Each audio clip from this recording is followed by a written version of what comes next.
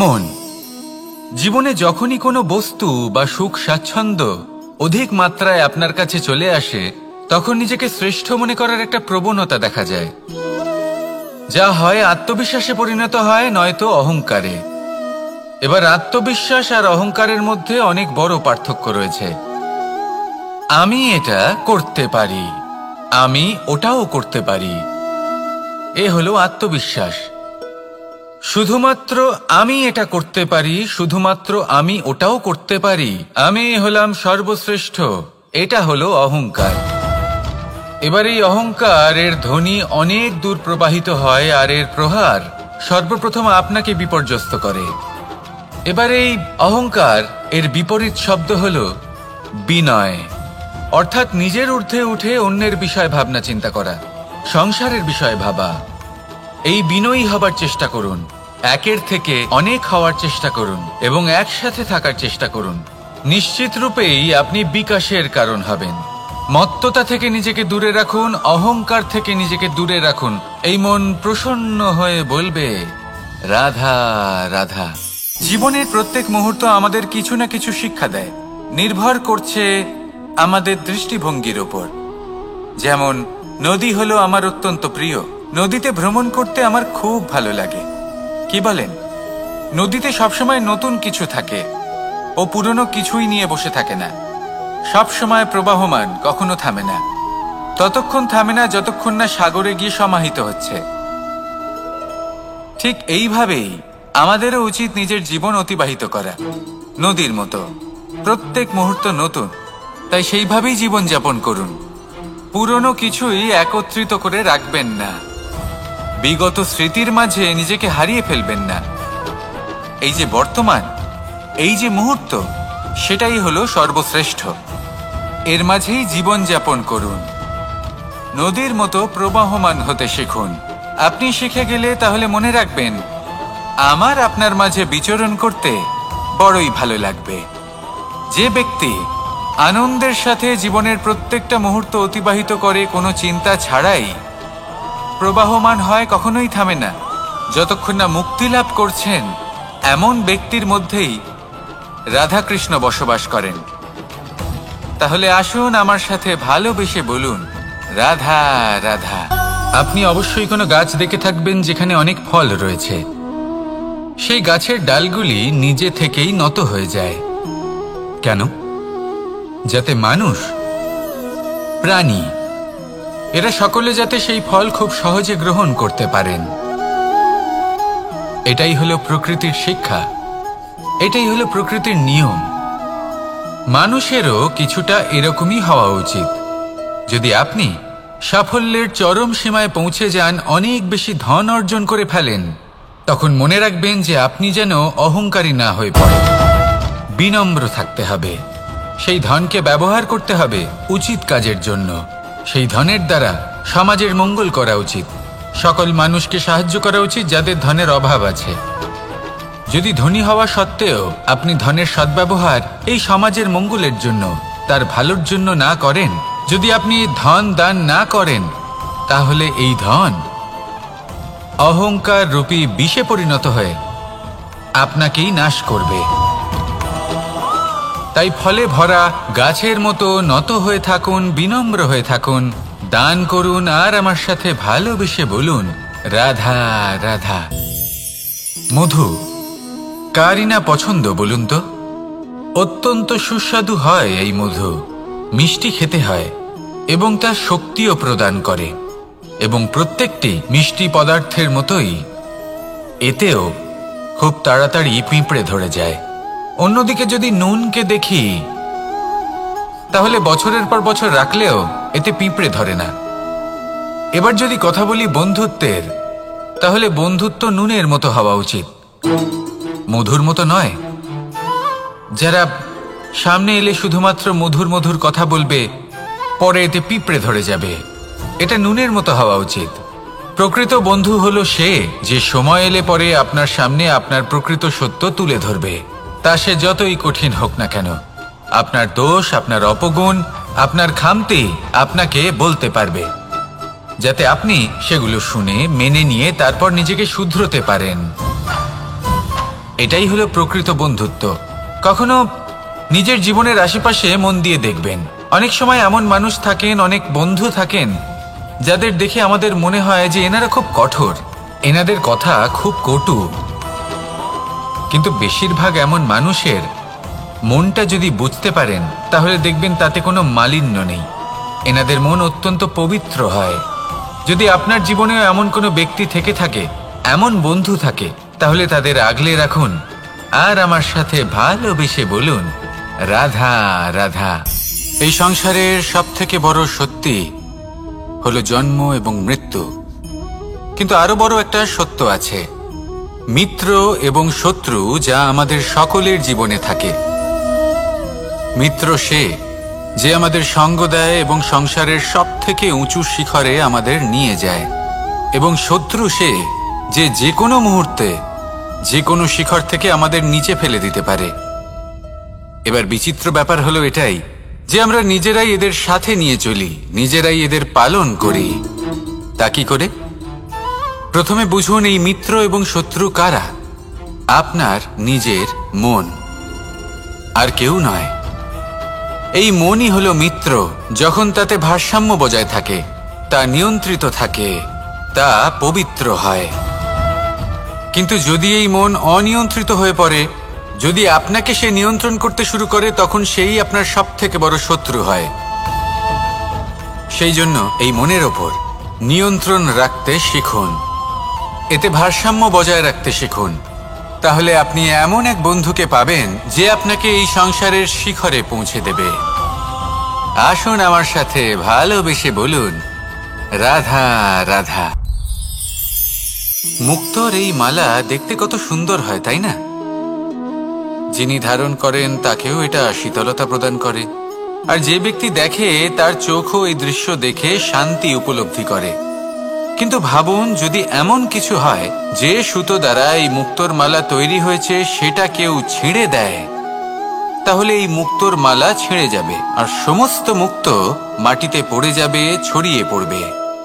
তখন কি আমরা এটা ভাববো যে এটা তো মাটিতে পড়ে থাকা বস্তু, এটা আমি তুলব না? ভাববো না, তাই না? আমরা নিচু হয়ে একটা মুক্তো কুড়িয়ে নিই এবং আবার এদের সুতোর মধ্যে প্রবেশ করাই। কেন? কারণ এই মুক্তো হলো বহুমূল্য। এতে কোনো সন্দেহ নেই যে এই মুক্তো হলো বহুমূল্য, কিন্তু এর থেকেও অনেক বেশি বহুমূল্য হলো আমাদের জীবনে আমাদের সম্পর্ক, আমাদের বন্ধু বান্ধব। এই সম্পর্কেও কখনো কখনো বিবাদ হয়, মনোমালিন্য হয়, এগুলোও ছড়িয়ে যায়। আর সেই সময় এই মুক্তোর মতোই নত হয়ে আমাদের এই সম্পর্কগুলিকে হাতে তুলতে হবে, এদের জুড়তে হবে, এদের আগলে রাখতে হবে, কারণ এদের থেকে বহুমূল্য আর কিছুই নেই। আর যদি এই কাজটা আপনি শিখে নিতে পারেন, তাহলে আপনার জীবনের এই সম্পর্ক, এই বন্ধুত্ব সবসময় আপনাকে বল প্রদান করবে, আনন্দ প্রদান করবে, আর এই মন সুপ্রসন্ন হয়ে বলবে, রাধা রাধা। হয়তো আপনার মনে কখনো এই প্রশ্ন আসতে পারে যে ইমারত কেন নির্মাণ করা হয়, কেন উৎসব পালন করা হয়, কেন মানুষ নিজেদের জন্মদিন পালন করেন, কেন দোল, বিজয়া দশমী, রাখি, দীপাবলির মতো উৎসব পালন করা হয়? যদি এগুলো পালন না করা হয় তাতে কি যায় আসে?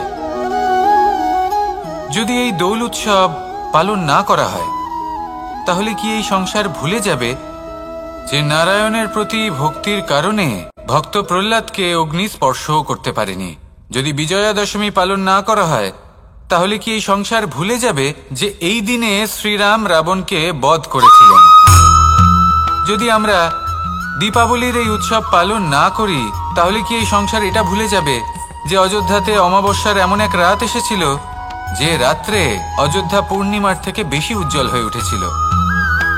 যদি এই রাখি উৎসব পালন না করা হয় তাহলে কি এই সংসারের ভাই এবং বোনেরা একে অপরের প্রতি ভালোবাসা কি সেটা ভুলে যাবেন? বিষয়টা ভুলে যাওয়ার নয়, বিষয়টা হলো মনে রাখার।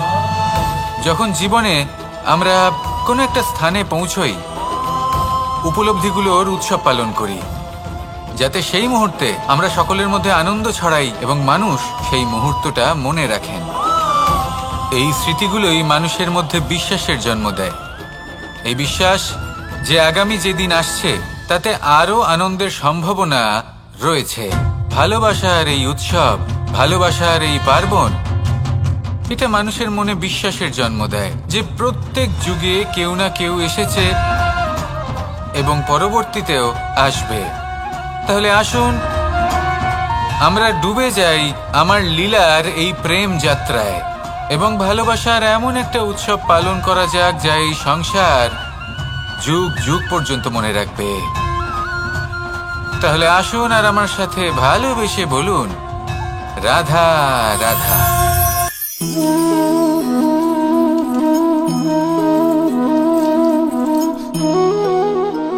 এ হলো এক আম গাছ, আর খুব যত্ন সহকারে আমি এটা বড় করেছি। প্রথমে বীজ বপন করেছি, তারপর সিঞ্চন করেছি, তারপর এর থেকে অঙ্কুর বেরিয়েছে, তারপর দিন প্রতিদিন আমি এতে জল দিয়েছি। আস্তে আস্তে ওর পাতা বেরিয়েছে, তারপর ও একটা গাছের আকার ধারণ করেছে। এইভাবেই যদি প্রতিদিন আমি ওর দেখাশোনা করি তাহলে নিশ্চিত রূপে এর শিকড় আরো দৃঢ় হবে এবং একটা বিশাল গাছের আকার ধারণ করবে, যার থেকে কিছু ডাল জন্ম নেবে, আর তাতে আমি পাবো কিছু মিষ্টি সুস্বাদু আম ফল। এবার আম তো সকলের প্রিয়, সকলের পছন্দের ফল, সকলে খেতে চান। কিন্তু আম পাওয়ার জন্য আগে আপনাকে সেই গাছের যত্ন নিতে হবে। যদি আপনি গাছ লাগিয়ে তারপর ভুলে যান তাহলে সেই গাছের কি হবে? তার অস্তিত্বটাই মুছে যাবে, তাই না?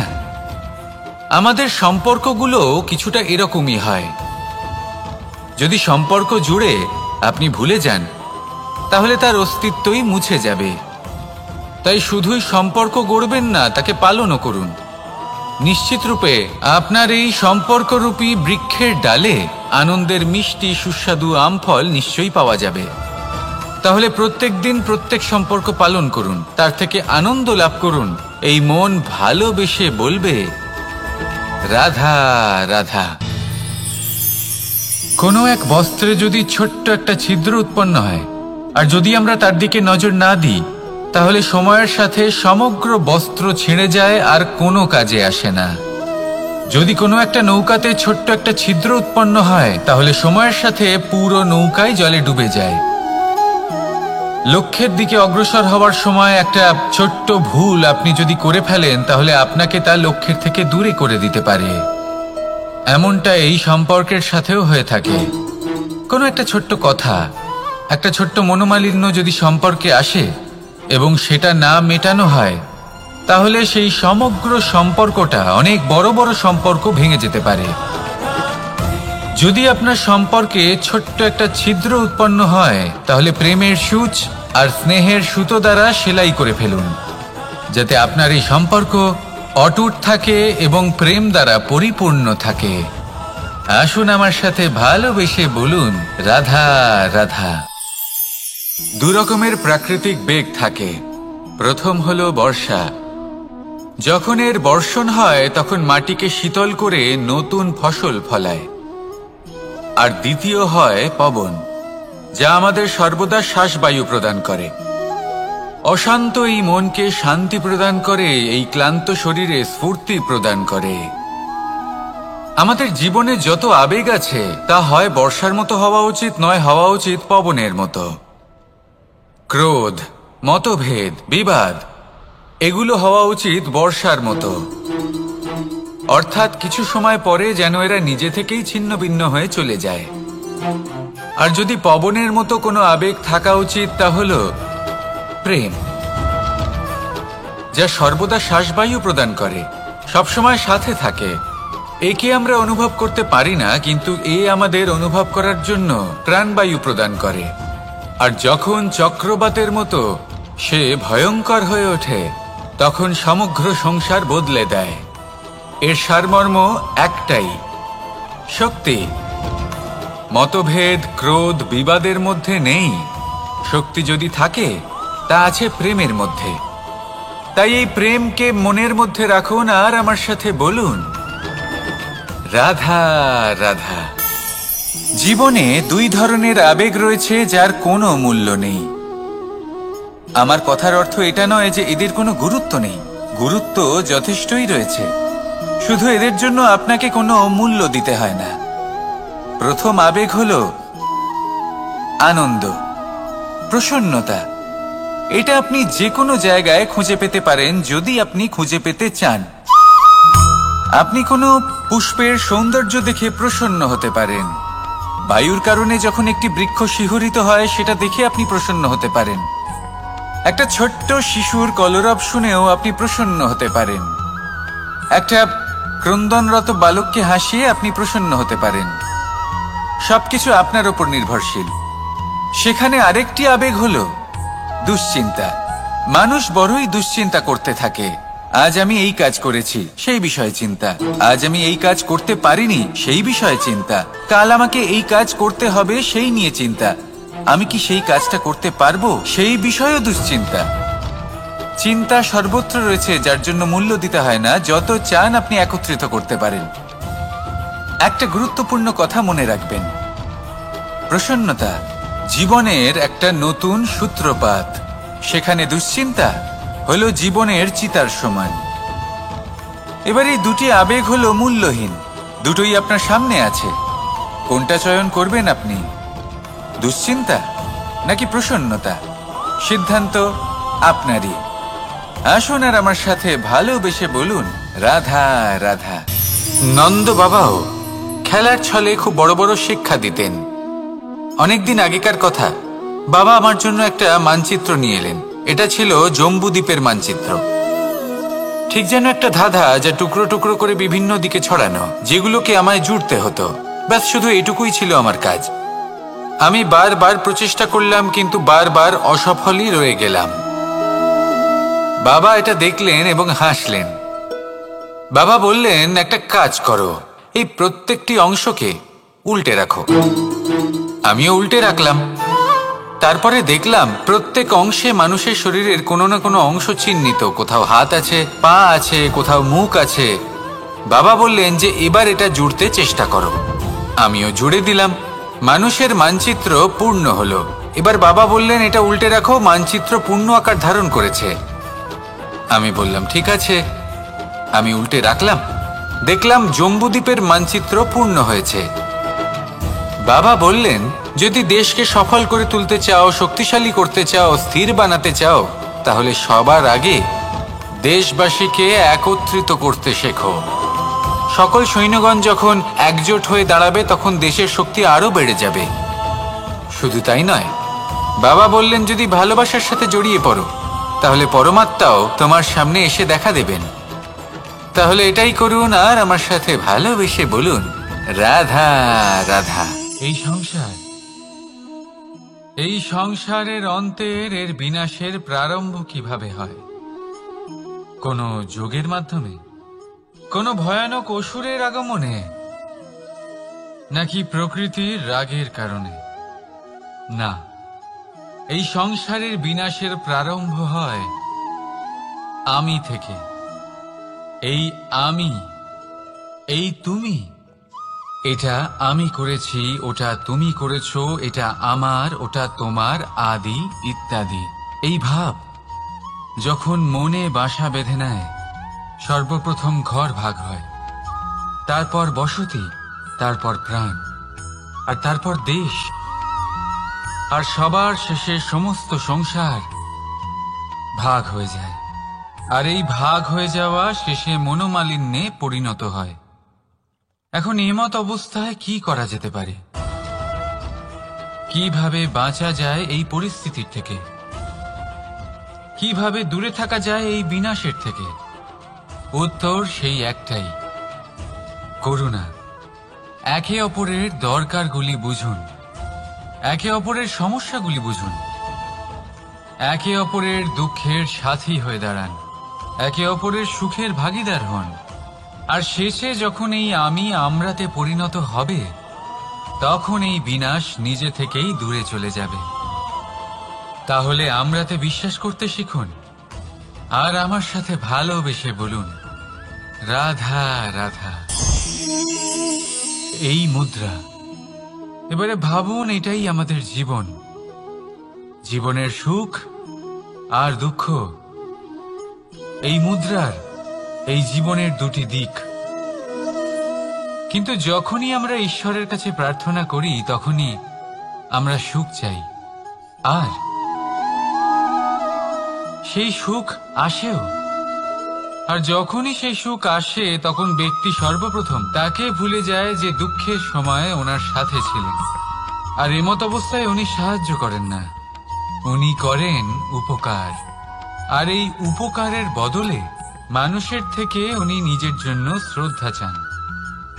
আর সেই শ্রদ্ধা, সেই চাহিদার কারণে উনি নিজেকে অন্যদের থেকে শ্রেষ্ঠ, অন্যদের থেকে ভিন্ন মনে করতে বিবশ হয়ে যান। আর আলাদা হবার কারণে তার মধ্যে জেগে ওঠে অহংকার, আর সেটাই হয় তার পতনের কারণ। এবার এতে কি করা যেতে পারে? কি চাওয়া যেতে পারে ঈশ্বরের কাছে? এই প্রশ্ন অবশ্যই মনে আসে। ঈশ্বরের কাছে চান সুখ, শুধুমাত্র ততটাই যাতে অহংকার না আসে, আর দুঃখ ততটাই যাতে শ্রদ্ধা না চলে যায়। রাধা রাধা। এই সংসারে এমন কিছুই নেই যে সব সময় একই থাকবে। যা কিছু নির্মাণ হয়েছে তা একদিন অবশ্যই ভেঙে পড়বে, কিন্তু এই ভেঙে যাওয়ার বিশ্লেষণ আপনি কিভাবে করবেন তা আপনার উপরে নির্ভর করছে। ওই আকাশের দিকে তাকান, ওই মেঘ, ওটাও ভেঙে পড়ে, কিন্তু নিজে ভেঙে পড়ার সাথে বর্ষাকে তৈরি করে যায়। মাটির ডেলা অবশ্যই ভেঙে পড়ে, কিন্তু ব্যবহারযোগ্য মাটির রূপ নিয়ে। এই ধরিত্রীর বুকে কোনো এক বীজ যখন ভেঙে পড়ে তখন ধরিত্রীর উপর এক বিশাল আকারের বৃক্ষ নির্মাণ করে। যদি জীবনে কিছু ভেঙে পড়ে তাহলে নিরাশ হয়ে পড়বেন না, নিজের সাহস হারাবেন না। ধনাত্মক দৃষ্টিভঙ্গি দিয়ে দেখতে চেষ্টা করুন। মনে করুন নিয়তি নিশ্চয়ই আপনার জন্য আরো ভালো কিছু ভেবে রেখেছে, যা ভবিষ্যতে আপনার প্রতীক্ষা করছে। ধনাত্মক চিন্তা ভাবনা করতে থাকুন, তারপর দেখবেন শ্রেষ্ঠ রচনা নিজেই তৈরি হবে। রাধা রাধা।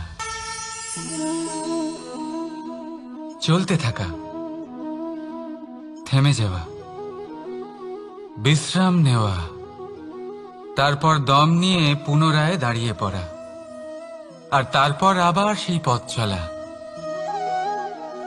এটা জীবনের অভিন্ন এক অঙ্গ, এটার থেকে আপনি পালাতে পারবেন না।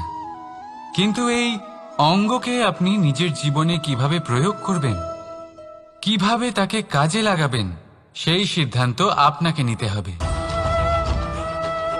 যারা হেরে যান তারাও জীবনে থমকে যান, আবার যারা জেতেন তারাও দাঁড়িয়ে পড়েন। যারা হেরে যান তারা হাঁপিয়ে দাঁড়িয়ে পড়েন, যারা জিতে যান তারা দাঁড়িয়ে পড়েন সেই সর্বোচ্চ স্তরে পৌঁছে গিয়ে। এবার দাঁড়াতে তো আপনাকে হবেই, তা হতেই হবে। কিন্তু কখন, কিভাবে দাঁড়াবেন, ক্লান্ত হয়ে নাকি সর্বোচ্চ স্তরে পৌঁছে গিয়ে, সেই সিদ্ধান্ত আপনার। অবশ্যই দাঁড়িয়ে পড়ুন, কিন্তু ক্লান্ত হয়ে নয়, কারণ আপনাকে পুনরায় দাঁড়িয়ে পড়তে হবে, পুনরায় যাত্রাপথে এগোতে হবে এবং সর্বোচ্চ স্তরে পৌঁছতেই হবে। রাধা রাধা। স্বপ্ন, আমরা জীবনে স্বপ্ন দেখতে থাকি, সেটা পূরণ করার পূর্ণ প্রয়াস করে থাকি, কিন্তু এই স্বপ্ন পূরণ না হওয়ার পরিস্থিতিতে আমরা ভেঙে পড়ি, ছিন্ন বিচ্ছিন্ন হই। আর তারপরেই বোঝা আমরা আগামী প্রজন্মের ওপর রীতিমতো চাপিয়ে দিই। আমরা এটাই মনে করি যে আমরা যেটা হতে পারিনি সেটা আমাদের সন্তান অবশ্যই হবে। আমরা যা কখনো পাইনি আমাদের সন্তান অবশ্যই তা পাবে। এটা যে অনুচিত সেটা আমরা ভাবি না, কিন্তু এটা ভুল, আর এই ভুল আমরা সকলেই করে থাকি। সন্তান প্রকৃতি আর পরমাত্মার আশীর্বাদ। ওদের ভেতরে তাদের নিজের একটা অস্তিত্ব লুকিয়ে থাকে, সেটা মন দিয়ে দেখুন তো। আপনি শুধু ওই সন্তানকে জন্ম দিয়েছেন, কিন্তু ওর জীবন আপনার নয়। তাই নিজের সন্তানের সাথে থাকুন, সময় কাটান, ওদেরকে ভালোবাসুন, সব সময় প্রেরণা দিন, কিন্তু প্রেরণা দিন ওর নিজের অস্তিত্বকে বাড়ানোর জন্য, ওর নিজের স্বপ্ন পূরণ করার জন্য, আপনার স্বপ্ন পূরণ করার জন্য নয়। ওদের অস্তিত্বকে পূর্ণাঙ্গে বৃদ্ধি পেতে দিন। রাধা রাধা। এই পুকুর দেখছেন আপনি? পুকুরের জল কখনো প্রবাহিত হয় না, একই স্থানে জমে থাকে, আর সেই কারণে কিছুদিন পর ময়লা হতে শুরু করে। কিন্তু তাও আমরা একে ত্যাগ করি না, আমরা তবুও একে পুজো করি। শুধুমাত্র এই কারণে নয় যে অতীতে সে আমাদের তৃষ্ণা মিটিয়েছে, কিন্তু এই কারণেও যে যদিও বা সে ভবিষ্যতে আমাদের তৃষ্ণা না মেটায়, কিন্তু প্রয়োজন হলে আগুন অবশ্যই নেভাতে পারে। ঠিক সেই রকমই হয় আমাদের সম্পর্ক, সম্পর্ক যা আমরা বহু বছর পরিশ্রম করে তৈরি করি, যে দরকার পড়লে আমাদের সহায়ক হয় কোনো না কোনোভাবে। সেই জন্য সম্মান করতে শিখুন এই সম্পর্কগুলিকে, শিখুন এই সম্পর্কগুলিকে অটুট রাখতে। কথায় কথায় এই সম্পর্কগুলিকে ভেঙে দিতে শিখবেন না। রাধা রাধা। বিষ, এই শব্দটা শুনলেই মনে অনেক কল্পনা জন্ম নেয়। কল্পনা অসহ্যকর তিক্ততা, কল্পনা অত্যন্ত বেদনাদায়ক মৃত্যু। এবার যদি আপনাকে জিজ্ঞেস করা হয় যে সবচেয়ে বিষাক্ত বিষ কোনটা, তাহলে আপনি কি বলবেন? কেউ বলবে সর্পের বিষ, কেউ বলবে কাঁকড়া বিছের, কেউ বলবে কালকিউটের বিষ। কিন্তু না, এই সমস্ত রকম বিষ সেই বিষের সামনে টিকতে পারবে না যাকে আমরা বলে থাকি কানের মধ্যে ঢালা বিষ।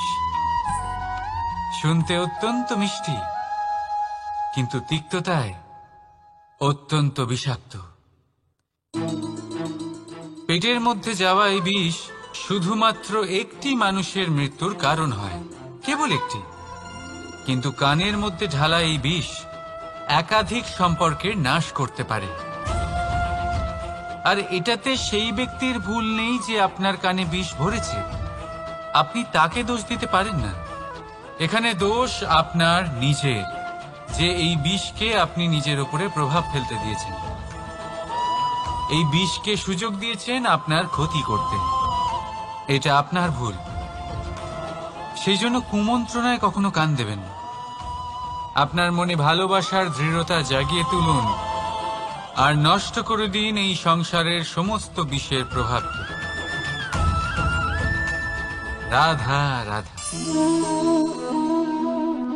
জীবন,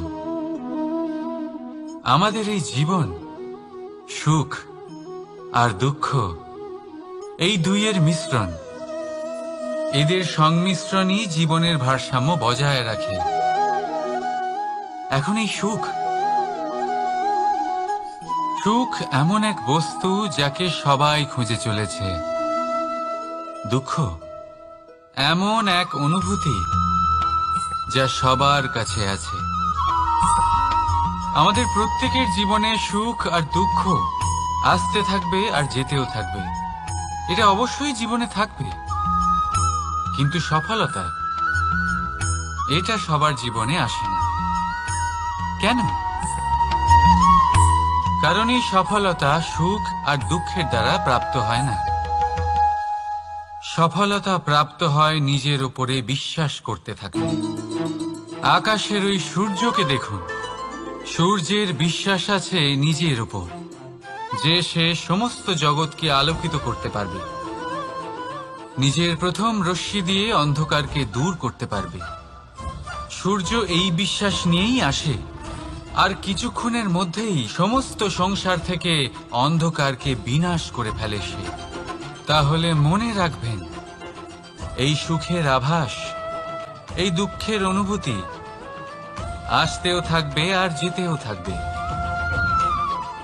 শুধু নিজের উপরে বিশ্বাস রাখুন, তারপর দেখবেন এই সফলতা আপনার দাস হয়ে থাকবে। রাধা রাধা। চাঁদ কত শ্রেয়, শুভ্র, কত সুন্দর, কিন্তু যদি আপনি মনোযোগ সহকারে দেখেন তাহলে দেখবেন এই চাঁদেও দাগ আছে। আর এই দাগগুলি থাকার কারণে কি এই চাঁদের মাহাত্ম্য কখনো কমে যায়? কখনো নয়। এর কারণ হলো চাঁদের নিরন্তর চেষ্টা। একবার এই আকাশে দেখুন, এই অন্ধকার সবসময় চেষ্টা করে চাঁদকে ঢেকে দেওয়া, কিন্তু এই চাঁদ সবসময় এই অন্ধকারের সাথে লড়াই করতে থাকে। অমাবস্যা থেকে শুরু করে চাঁদের এই যাত্রা পূর্ণিমা অবধি পৌঁছেই যায়। আর তাই এই চাঁদের পুজো করা হয়, এই কারণে এই চাঁদকে মাহাত্ম্য দেওয়া হয়। এইভাবেই যদি আপনার মধ্যে কোনো দোষ থাকে, কোনো খারাপ কিছু থাকে, তাহলে সেটা কোনো বড় ব্যাপার নয়। চেষ্টা করুন সেটাকে শুধরে নেওয়ার, কিন্তু সেই কারণে নিজেকে খারাপ মনে করা এটা অনুচিত। নিজের ভুলগুলো, নিজের দোষগুলো, নিজের খারাপ দিকের কথা ভুলে আপনি এই সংসারের ভালোর দিকে প্রস্থান করেই দেখুন না।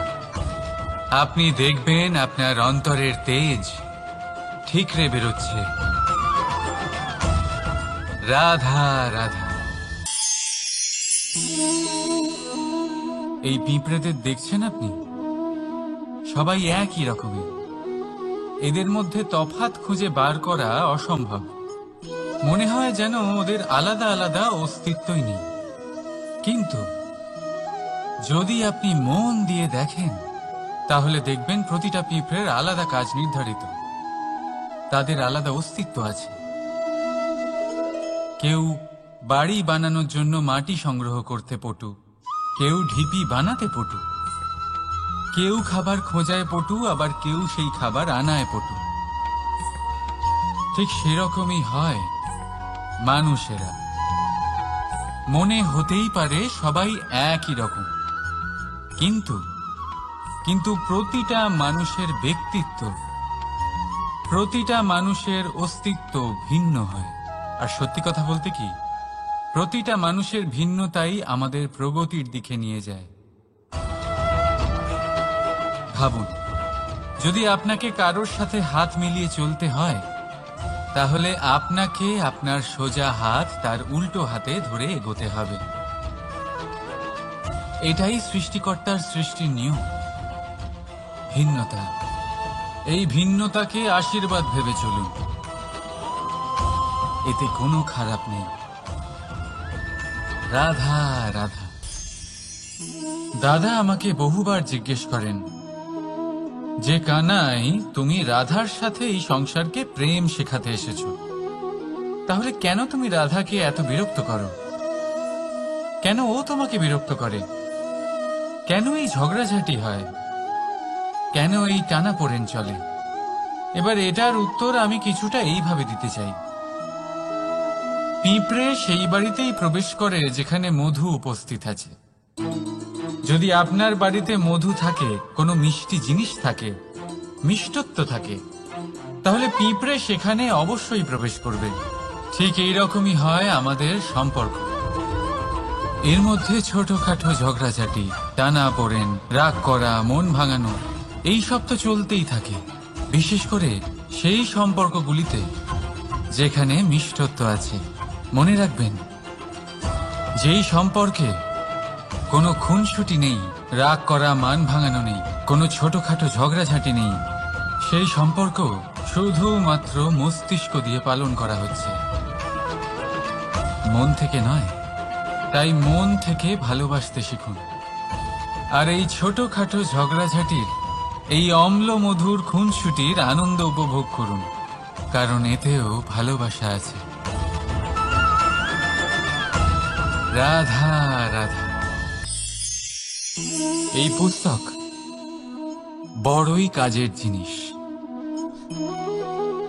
কাহিনী হোক, কবিতা হোক, স্মৃতি হোক, এতে যাই লিখে দেবেন তা ভবিষ্যতের পুঁজি হয়ে যাবে।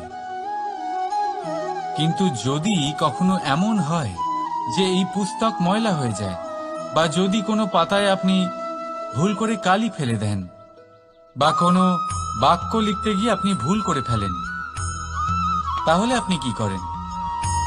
সেই পুস্তক কি আপনি তুলে ফেলে দেন? না, তাই তো? শুধু একটা পাতা ছিঁড়ে ফেলেন যাতে সেই পুস্তক সঠিক থাকে, সুন্দর হয়ে ওঠে। এই পুস্তকের মতোই হয় আমাদের সম্পর্ক। তার সেই এক পাতা, একটা ভুল। তাই যে কোনো সম্পর্কে যদি কারোর কোনো ভুল হয়ে গিয়ে থাকে, তাহলে সেই ভুলকে সম্পর্ক থেকে দূরে করা সঠিক হবে। সেই ভুলকে ভুলে যাওয়াই সঠিক হবে। সেই সম্পর্ক ভাঙা নয়, সেই সম্পর্ক সামলে রাখুন। কারণ ভুল তো সবার দ্বারা হয়। যদি এরকম করেন, তবেই জীবনরূপী পুস্তক আরো সুন্দর হয়ে উঠবে। একে অপরকে ক্ষমা করতে শিখুন, একে অপরের ভুলকে ভুলে যেতে শিখুন। তারপর দেখবেন এই জীবনে আরো আনন্দ আসবে, আর এই সম্পর্ক নিঃশ্বাস নিতে থাকবে। রাধা রাধা।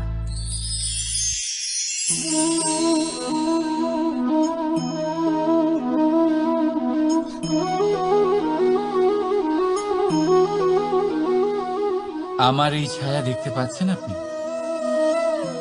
প্রকাশের স্রোত যখন মধুর আর দূরে থাকে, তখন এই ছায়া লম্বা হয়ে যায়। কিন্তু যেই প্রকাশের স্রোত মাথার উপরে চলে আসে, এই ছায়ার আকার ক্রমশ ছোট হতে থাকে, আর অন্ধকারে তো এই ছায়া বিলুপ্ত হয়ে যায়। কিছুটা এরকমই হয় আমাদের অহংকার। সুখের আগমন হলে, বৈভবের উপলব্ধিতে এটা বাড়তে থাকে।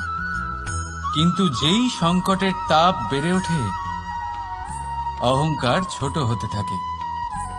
আর যখন সংকটের এই অন্ধকার আমাদের চারিদিক থেকে ঘিরে ধরে, তখন এই অহংকার আমাদের ছায়ার মতোই বিলুপ্ত হয়ে যায়। তাই সেই কারণে আপনার জীবনে সংকটের আগমন আপনার অহংকার নষ্ট করেই দেবে, কিন্তু তার জন্য সংকটের অপেক্ষা কেন করবেন? এই অহংকারকে বাড়তেই দেবেন না, উৎপন্ন হতেই দেবেন না। বিবেকের সুতো দিয়ে বেঁধে রাখবেন একে। দেখুন, আমি শ্রেষ্ঠ, এটা বিশ্বাস করতে কোনো আপত্তি নেই। কিন্তু শুধুমাত্র আমি শ্রেষ্ঠ, আর কেউ নয়, এই আত্মসম্মান নয়, এ হলো অহংকার। আর অহংকার আর কিছুই নয়, শুধু পতনের দিকে প্রথম পদক্ষেপ। আর এই জীবনে পতনের দিকে নয়, প্রেমের দিকে এগিয়ে যান। আর আমার সাথে ভালোবেসে বলুন, রাধা রাধা। আপনি কি কখনো ফলে ফুলে পরিপূর্ণ বৃক্ষ দেখেছেন? তার ডালগুলো কিরকম স্বাধীনভাবে বেড়ে ওঠে। কিন্তু যদি এই ডালগুলো মূলের সাথে ঠিকভাবে যুক্ত না থাকে, সেই বৃক্ষের মূলগুলি গভীর না হয়, তাহলে কি হবে? তাহলে কি সে সেই সব সুবিধা পাবে?